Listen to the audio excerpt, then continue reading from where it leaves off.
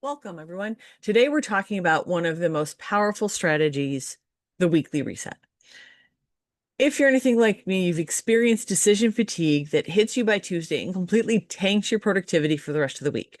You wake up every day facing a barrage of choices. What should I work on? What content should I create? Should I do this task? What's the priority? By midweek, your brain is fried from all these micro decisions. Here's the thing. Most of those daily decisions can actually be made once per week. You can front load your decision making so that your daily work becomes mostly execution, not constant choosing. So let's talk about how to build a weekly reset that actually works for neurodivergent brains. Hi, if you don't know me, my name is Shannon Schroeder. I'm the F-Bomb coach. I help ADHD women build sustainable systems for their businesses to calm some of the chaos that they live with. So let's start with the problem. Without a weekly reset, you're making the same types of decisions over and over again. On Monday, what should I work on today? An hour later, is this actually the right priority or should I be doing something else? By Tuesday, what content should I create? Wednesday, why does nothing feel urgent enough to actually do? Thursday, everything is urgent and I don't know where to start. Friday, I'm too fried to make any decisions, so I'll just respond to emails. You're carrying this constant cognitive load of choice. Every single day, you're reevaluating, reprioritizing, redeciding. For neurodivergent brains that already struggle with executive function, this is unsustainable. So, what is a weekly reset? It's a dedicated block of time, usually 1 to 2 hours, where you make all the decisions you possibly can make for the week ahead of time. You look at your commitments, your goals, your capacity. You decide what you're working on each day. You plan your content, you identify your priorities, you structure your week. You make all of these choices once, document them clearly for yourself, and then you're done deciding. The rest of the week becomes about execution, not deliberation. You wake up Monday morning knowing exactly what you're doing. Tuesday, you're not wondering what to prioritize. It's already decided. Wednesday, you're not staring at a blank content calendar because it's already been filled in. This isn't about rigidity. It's about removing some of the cognitive burden of the constant choice so that you can focus on actually doing the work. When you do your weekly reset, matters almost as much as doing it at all. You've got three main options. You've got Sunday evening, which means you wake up Monday morning with total clarity and you can hit the ground running. Friday afternoon means you close out 1 week and plan the next while everything's fresh in your mind. Doing it Monday morning means you start your work week with planning time before the execution can begin. There is no universally right answer. You have to choose what's right for you. I do mine Sunday evening because that's when I have the most mental capacity. And, people are usually quiet because it's Sunday night. But if Sunday feels like sacred rest time to you, like you don't want to even think about work on a Sunday, then don't do it then. The key factors are: when do you have the highest cognitive capacity? When are you least likely to be interrupted? And honestly, when does it create the least resistance for you? If Sunday evening planning feels awful, you're not going to do it consistently. You need to pick a time that actually works for your brain and your life. When you have the ability, the capacity to make those decisions, and then you're going to be able to do it. So before you can make good decisions about your week, you need to get everything out of your brain. Do a complete brain dump. Every task that's floating around in your head, every idea that you've been trying to remember, every commitment you've made to clients or to yourself, everything that you're worried about, all of your in-progress projects, your emails that you need to send, random thoughts about your business, dump it all out. Use a blank piece of paper, open your notes app, do a voice recording, whatever you need to do. Stream of consciousness for probably about 10 minutes. The goal is not to organize any of this. It's just about extraction, getting it out of your head and onto paper or a document of some kind. Neurodivergent brains are terrible at holding multiple things in your working memory. Okay? You're using extra cognitive resources to try to remember what you need to remember. A brain dump frees up all of that mental space. That's like your RAM for your computer. You're freeing up that space so that you can actually think clearly about your week. So do not skip this step. You might feel like, oh, I don't need to do that because it's in my head. I got it all. But when you actually start dumping it out, you will find all of the things that you weren't even really conscious of that your brain was still trying to hold on to. Okay, so this is a really essential first step. Once your brain is clear, review your actual commitments and deadlines. What must happen this week? Not what you wish would happen or what you hope to accomplish. What are your actual non-negotiables? Client deliverables that are due, calls or meetings that you scheduled, time-sensitive tasks that have real consequences if they don't get done. Content that's already scheduled, that is done but needs to be scheduled. Financial commitments, bills. These are your anchors. They go on your weekly plan first. Everything else fits around them. This is where a lot of people get into trouble because you plan your ideal week without accounting for what's actually already committed to. Then when reality hits, the plan falls apart, you feel like a failure. So you need to start with reality. Start with what's already locked in. Then build your week around what's true, not what you wish was true. This next step separates weekly resets that work from ones that become just another source of shame. Another thing that you're like, oh, well, I did this, but it was horrible and it didn't work out. You need to honestly assess your actual capacity for this week. How much time do you actually have? Look at your calendar. Subtract out all of those non-negotiables, the meeting, the committed time, all the buffer time that you need between things, all of the life logistics like picking up kids or going grocery shopping.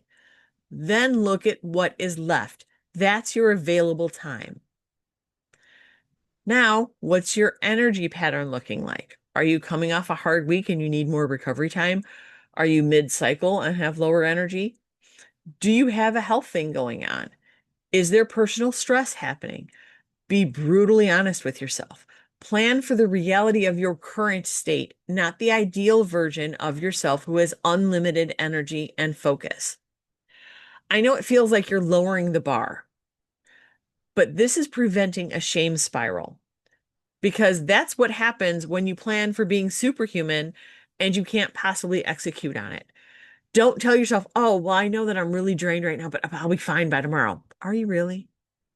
Or are you just saying that you're going to be because you think you can power through and make yourself better? That's not the way things work. And you know this. So you often plan for what you hope to be, not what it actually is. So this is about being honest with yourself. Now comes decision-making time. From everything in your brain dump, everything you want to accomplish, all of your projects, choose only 3 main priorities for the week. 3 things that if you accomplished them would make your week feel successful. 3 things that genuinely move your business forward. Maybe one of them is something that's been waiting too long and really needs attention. Just 3, not 10, not 3 plus these other 7 that are also important. 3. Everything else is secondary. And this is hard. I know it's hard. You want to do everything. But here's the truth. You can't do everything in one week. And trying to do everything means that you do nothing really well. 3 priorities gives you focus. They give you clarity. They make your daily decisions easier because you know what actually matters this week. And if you finish all week, celebrate. Awesome. You crushed it. Then you can reassess and add something else if you still have the bandwidth, but you need to just start with 3. Now you take your 3 priorities and you map out your week. This is where you decide. Monday is for priority 1, Tuesday is for priority 2, Wednesday is for priority 3, Thursday can be admin and catch-up day for all the little things, Friday can be for finishing up anything that's incomplete or doing your weekly reset for next week. Or maybe you theme your days. Monday and Tuesday are client work, Wednesdays are content creation, Thursdays are business development, Fridays are admin. The structure doesn't matter as much as having a structure.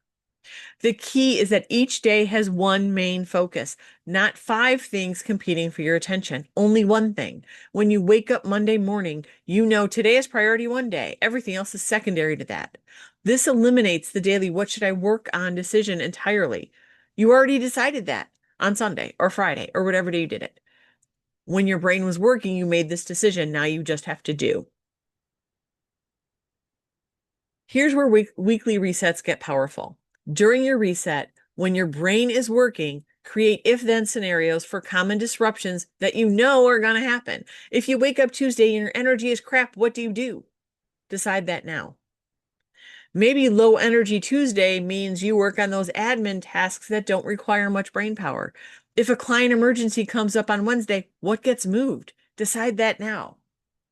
Maybe Wednesday's priority gets bumped to Thursday and Thursday becomes Friday. If you finish your main tasks early, what do you work on next? Decide that now. Create a choose from this list menu. If you're completely fried on any given day, what are your go-to tasks that don't require much capacity? Decide that now. Document these scenarios, these protocols during your reset. Then when they happen during the week, and they will happen because life is always going to life when you don't want it to, right? You're not making new decisions under that stress. They're already made for you. And if you don't need them and your whole week is smooth sailing, awesome. That's great. But you have yourself covered if it does happen. And the weekly reset isn't complete without a weekly review. At the end of your week, like on a Friday afternoon, spend 15 minutes looking back. What actually got completed? What didn't get done and why? Be honest here. Was it because you overestimated your capacity? Because a client emergency ate up your time? Because the task was harder than you thought? What took longer than you expected? What went easier than planned? What do you need to adjust for next week's planning? This review closes the learning loop. You're gathering data about how you work, what your actual capacity is, and what tends to derail you, what works well. Each week's review makes your next week's reset more accurate. So this isn't about shaming yourself and what you should have done and what you could have done better. This is about evaluating what worked and what didn't, so that as you go into next week and you're making next week's plan, you have this information in mind, and the next week's plan gets better and better and better. You're building a system that gets better over time because you're learning from the real data, from your actual patterns, not some idealized version of yourself of who you wish you could be. And let me save you from some mistakes. These are things you want to avoid. Do not plan for the ideal version of yourself that has unlimited energy and focus. Plan for the real you in your current state with your actual capacity. Don't include 7 priorities instead of 3 because they're all important. They might be, but you can't do them all in 1 week. Don't skip the brain dump because you think you remember everything. You don't. And trying to remember uses up more cognitive resources. Don't make this complicated with elaborate systems. Simple and consistent beats complex and abandoned. Don't beat yourself up when execution isn't perfect. The plan is working even if you only complete 70% of it, because without the plan, you might only get 30% done. Don't forget buffer time between things. You need some cushion room to just reset your brain from one task to another. And don't try to plan every single minute of your week. Leave some white space for the inevitable chaos. Let me tell you what changes when you consistently do weekly resets. You have more energy for your actual work because you're not spending it on constant decision making. You experience less anxiety and overwhelm because you have clarity about what matters. You make consistent progress on your actual priorities instead of bouncing between urgent tasks. You dramatically reduce decision fatigue because you still get tired, but it's not from choosing, it's from doing. You have a greater sense of control over your business and your time, and your work-life boundaries improve because work has defined edges instead of bleeding into everything.